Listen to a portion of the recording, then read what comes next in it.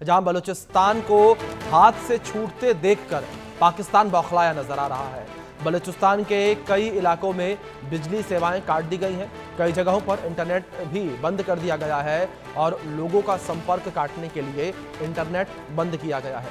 Balochistan liberation army के डर से बड़े पैमाने पर पाकिस्तान के द्वारा कार्रवाई की जा रही है कि लोगों का संपर्क आपस में ना हो सके। मेरे सहयोगी अजय और दोनों मेहमान बने हुए हैं हमारे साथ। अजय, मैं आपका रुख करूंगा। जिस तरीके से एक बड़ी खबर निकलकर सामने आ रही है, पाकिस्तान जिस तरीके से लगातार ये देख रहा है कि बलूचिस्तान उसके हाथ से निकल रहा है, जिस तरीके से बीएलए ने अपनी लड़ाई को और भी ज्यादा धार दे दी है, ऐसे में यातनाएं अब बलूचियों पर की जा रही है। इसको लेकर मैं आपसे जवाब लूंगा, लेकिन उससे पहले मैं त्यागी जी का रुख कर लेता हूं। त्यागी जी, जिस तरीके से बलूचिस्तान पाकिस्तान के हाथ से सरकता निकलता जा रहा है, ऐसे में अब पाकिस्तान जो है वो अब इस तरीके की हरकतें कर रहा है, इंटरनेट सेवाओं को बंद किया जा रहा है, लोगों को परेशान किया जा रहा है वहां पर। देखिए, शाम को 5 बजे से लेके और सुबह के 5 बजे तक जी क्वेटा में पाकिस्तान की आर्मी सड़कों पर नहीं आ सकती। शाम को 5 बजे से लेकर सुबह के 5 बजे तक क्वेटा में पाकिस्तान की आर्मी सड़कों पर नहीं आ सकती। ये तो खौफ है बलूचिस्तान लिबरेशन आर्मी का। 80% इलाके में पाकिस्तान की आर्मी बलूचिस्तान में घुस नहीं सकती। कई ऐसे प्रांत है जिसकी शुरुआत तुर्बत प्रांत से हुई थी, जहां से पाकिस्तान की सेना को बाकायदा भगाया गया था। जी यानी कि बलूचिस्तान अब पाकिस्तान के हाथ से निकलता दिखाई दे रहा है। और बलूचिस्तान के लीडर ने तो यहाँ तक कहा है कि जैसे बांग्लादेश से आपको भगा दिया गया था, ऐसे ही बलूचिस्तान से भी आपको भगा दिया जाएगा। मीन्स अब पाकिस्तान वहां पे आखिरी सांसें गिन रहा है।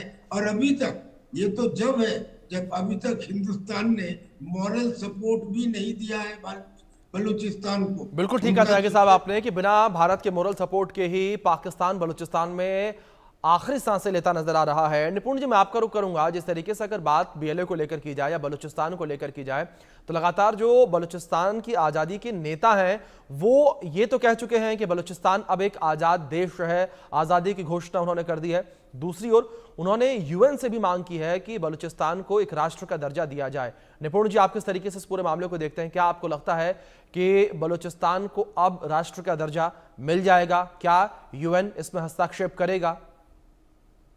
देखिए, अभी वर्ल्ड में 193 कंट्री हैं और हमें उम्मीद है कि पाकिस्तान की इस समय एकदम क्या ना एक बड़ी टिपिकल सिचुएशन है। और बहुत जल्द हम जैसे 1971 में बधाई दी थी कि बधाई हो बांग्लादेश के रूप में एक बेटा हुआ है, ऐसी बधाई हम जल्दी ही पाकिस्तान को 194 नेशन के रूप में देंगे कि बधाई हो बलूचिस्तान हुआ है। और निश्चित रूप से देखिए, इस बार जो आंदोलन हो रहा है बलूचिस्तान के अंदर, वो केवल ये नहीं कि आपके 2005 में किसी एक नेता ने शुरू कर दिया था। इस बार आप देख रहे हैं आम जनता भी आंदोलनरत है। अगर बीएलए बीएलएफ जैसे संगठन एक्टिव हैं, वो पाकिस्तान की सेना पर अटैक कर रहे हैं, तो आम जनता भी महरंग बलूच जैसे नेताओं के साथ, महिलाएं भी सड़कों पर हैं, वो लगातार आंदोलन कर रही हैं। तो ये एक तो मैसेज है क्लियरली पूरी दुनिया को कि हम पाकिस्तान के अत्याचार को बर्दाश्त करने के लिए तैयार नहीं है। अब बात रही यूएन की। अगर यूएन ये कहता है कि हम ह्यूमन राइट्स के रक्षक हैं, हम डेमोक्रेसी की बात करते हैं, तो जो यूएन में डेमोक्रेसी की बात करता है, तो जहां पर पूरी जनता आपकी किसी एक देश की सरकार के अगेंस्ट खड़ी हो गई हो, तो क्या यहाँ पर लोकतंत्र नहीं है? अब यूएन के अंदर मैं कहता हूँ भारत को बहुत बढ़ चढ़कर लोकतंत्र और मानवाधिकार की बात यहाँ पर उठानी चाहिए। और वो अमेरिका जो मानवाधिकार की बात करता है, ह्यूमन राइट्स की बात करता है दुनिया में सभी जगह जाकर, उसको यहाँ नहीं दिखाई दे रहा है कि मानवाधिकार का उल्लंघन कैसे हो रहा है, जनता की वॉइस ऑफ द पीपल नहीं दिखाई दे रहा है। तो मैं मानता हूँ कि ये या तो यूएनओ को इनको अधिकार देना चाहिए, मान्यता देनी चाहिए। अगर नहीं देती है तो यूएनओ का जो एक चेहरा है कि वो केवल वेस्ट। बिल्कुल निपुण जी, बिल्कुल ठीक कहा आपने। लेकिन अब बड़ा देखना दिलचस्प होगा किस तरीके से लड़ाई आगे बढ़ती है, किस तरीके से यूएन हस्तक्षेप करता है और बलूचिस्तान एक देश के रूप में अस्तित्व में आता है। मैं आप दोनों से रिक्वेस्ट करूंगा कि आप दोनों बने रहें मेरे साथ। एक बड़ी खबर है, उसका रुख कर लेते हैं। अपने दर्शकों तक ये खबर पहुंचा दें कि भारत से निपटने के बाद अब पाकिस्तान टूटेगा। भारत से पिटने के बाद पाकिस्तान टूटेगा। पाकिस्तान के 80% हिस्सा जो है वो बलूचिस्तान पर बीएलए का दबदबा है और बलूचों के डर से नहीं निकल रही है पाकिस्तानी सेना। राजधानी क्वेटा से बाहर नहीं निकल रही है पाकिस्तानी सेना। बलूचिस्तान के बड़े हिस्से पर अब पाकिस्तान का कंट्रोल नहीं है, ये बड़ी खबर है। बलूचिस्तान के बड़े हिस्से पर पाकिस्तान अपना कंट्रोल खो चुका है, पाकिस्तानी सेना अपना कंट्रोल खो चुकी है। दोनों मेहमान हमारे साथ बने हुए हैं। त्यागी साहब, मैं आपका रुख करूंगा। सर, जिस तरीके से अभी बातचीत में पहले आप इस बात का जिक्र भी कर रहे थे कि बलूचिस्तान के बड़े हिस्से पर पाकिस्तानी सेना अपना कंट्रोल खो चुकी है, क्वेटा में पाकिस्तानी सेना जा तक नहीं सकती, क्या आपको लगता है कि अब ये वही समय जिस तरीके से जो बलूचिस्तान के नेता दावा कर रहे हैं उस दावे को हकीकत में बदलने का? जी, बलूचिस्तान के नेता तो दावा कर रहे हैं, पाकिस्तान के नेता दावा कर रहे हैं। पाकिस्तान की नेशनल असेंबली में फजलुर रहमान ने खड़े होकर ये कहा था, कुछ समय पहले की बात है, कि आधे दर्जन से ज्यादा ऐसे जिले हैं बलूचिस्तान में जहां जो अपनी इंडिपेंडेंस डिक्लेयर करने वाले हैं, और चूंकि उस जिले के सारे लोग उसमें मिले हुए हैं, यानी कि वो डेमोक्रेसी के समर्थक हैं, यानी कि जैसे ही वो अपनी खुद मुख्तारी का ऐलान करेंगे यूनाइटेड नेशन उनको मान्यता दे देगा। और अभी जो हमारे विदेश मामलों के जानकार हैं, उन्होंने बहुत अच्छा कहा कि यूनाइटेड नेशन जो डेमोक्रेसी की दुहाई देता है, ये देखने के बाद दरअसल में ये आंदोलन पड़ा तो सबसे था जब बुद्धी को मारा गया था, लेकिन जब से महरंग बलूच को गिरफ्तार किया गया उसके बाद में तो वहां का बच्चा लेडी हर पूरा बलूचिस्तान सड़कों पर है। और इसीलिए 80% बलूचिस्तान के ऊपर पाकिस्तान की आर्मी का कोई कंट्रोल नहीं रहा है, क्वेटा तक सिमट कर रह गई है। और क्वेटा में भी जैसा मैंने बताया, शाम को 5 बजे से सुबह के 5 बजे तक कोई फौज का आदमी सड़क पर निकलता ही नहीं है।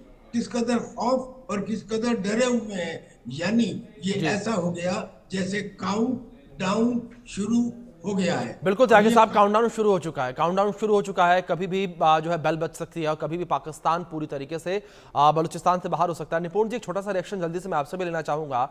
जिस तरीके से 80% हिस्सा बलूचिस्तान का जो कि पाकिस्तान के कंट्रोल से बाहर, इस 20% हिस्से को लेकर बात की जाए, आपको क्या लगता है कि कितने दिन अब पाकिस्तान के बाकी है बलूचिस्तान में? देखिए, दिन तो कहना बड़ा मुश्किल है, लेकिन देखिए क्या है कि जब तक कैपिटल पाकिस्तान के पास कंट्रोल में है तब तक बलूचिस्तान अपनी आज़ादी का डिक्लेरेशन तो कर दिया है, लेकिन विधिवत रूप से स्थापित करना। और मुझे लगता है बलूच लड़ाकों की अब जो पूरी फोकस उनका है वो है क्वेटा को कंट्रोल कर लेना। अगर क्वेटा पूरी कंट्रोल आ जाते हैं, जैसे त्यागी सर ने कहा कि रात में पूरा फौज वहां पर गायब, तो बात है दिन में गायब करना है।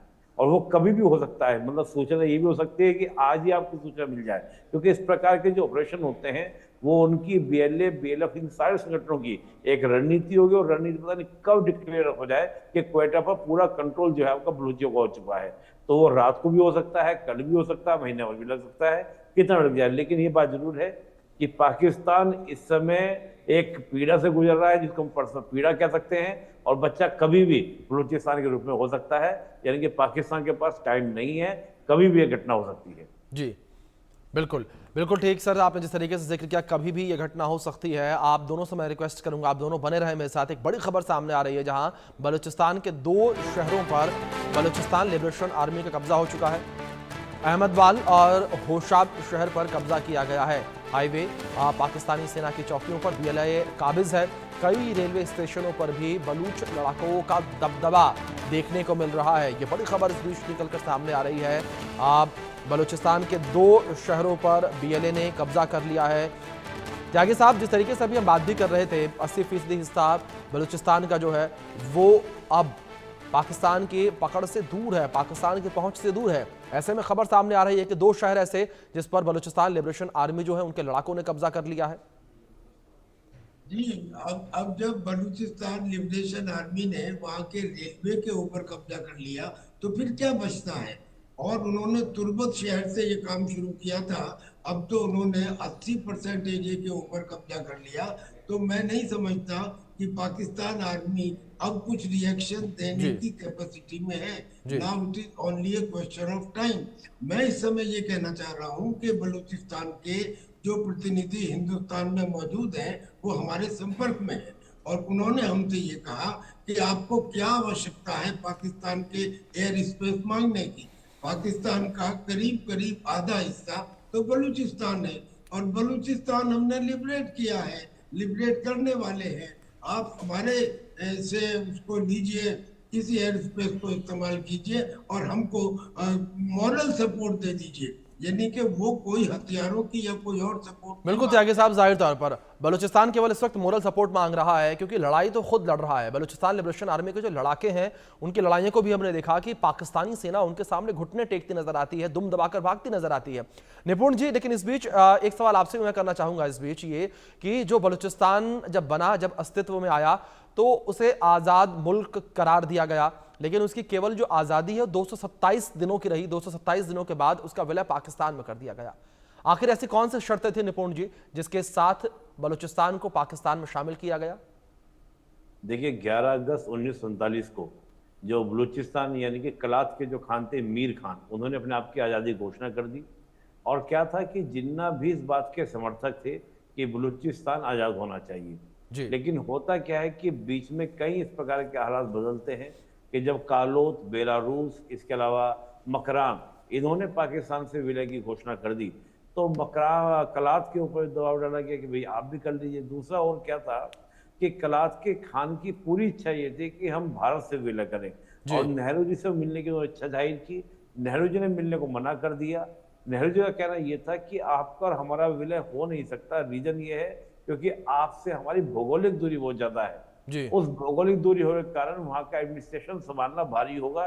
जिस प्रकार पाकिस्तान को पूर्वी पाकिस्तान यानी कि जो आज बांग्लादेश है, उसका एडमिनिस्ट्रेशन संभालने में दिक्कत पैदा हुई, और वही उसके बंटवारे का कारण भी बना, यानी उसके पार्ट्स होने का कारण भी बना। आखिरकार ये होता है कि जब ये पता चलता है जिन्ना को लगता है कि ये भारत से विलय भी कर सकते हैं, और हमारे जो फॉरेन सेक्रेटरी थे उन्होंने इस प्रकार की बात की भी थी कि हमारी बात हुई थी, लेकिन हमने डिनाइन कर दिया कि हम नहीं मिला रहे हैं। उसके बाद जिन्ना ने क्या किया, कलात के खान को सेना चारों तरफ घेरी, और घेर कर ऑन द गन पॉइंट कलात के खान को सरेंडर कराया, और सरेंडर कराकर साइन कराए। लेकिन आप देखें, उसी के एक हफ्ते बाद ही वहां पर इंसर्जेंसी स्टार्ट हो गई थी। उनके भाई ने, कलात के जो मीर खान थे, उनके छोटे भाई ने बगावत की।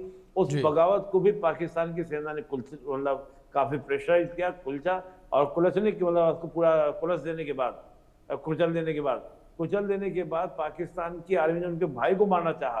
तब कलात के खान ने क्या किया, ऑफिशियल डिक्लेरेशन किया कि हम जो है पाकिस्तान का पार्ट बनेंगे। लेकिन बात यह है कि कभी भी बलूचियों ने पाकिस्तान को अपना माना ही नहीं। मैं ये 1948 की बात कर रहा हूँ, 1948, 56 की हम बात करें, 73 की बात करें, 2005 की बात करें, अभी प्रेजेंट की बात करें। बिल्कुल निपुण जी, बिल्कुल ठीक कहा आपने। बलूचियों ने कभी भी पाकिस्तान को अपना हिस्सा माना नहीं, कभी भी पाकिस्तान को एक्सेप्ट किया नहीं। वो लड़ाई जो है वो 70 सालों से अधिक समय से लगातार चलती चली आ रही है, और अब देखना यहां पर यह होगा कि आखिर कब तक बलूचिस्तान एक आजाद देश कहलाता है, एक आजाद मुल्क कहलाता है।